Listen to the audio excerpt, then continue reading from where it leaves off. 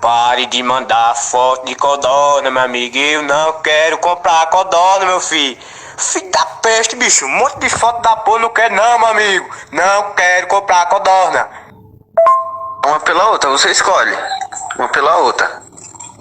Veja aí. Eu não acredito não, bicho. Tu deve estar bem, pô. Não é possível não. Tu fumou uma maconha vencida, foi filho de rapariga. Eu tô falando pra tu que eu não quero comprar codorna, infeliz.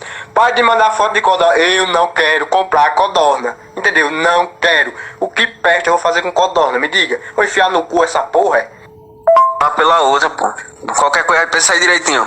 Eu quero que eu mando mais foto pra ver. Ô, bicho, agora...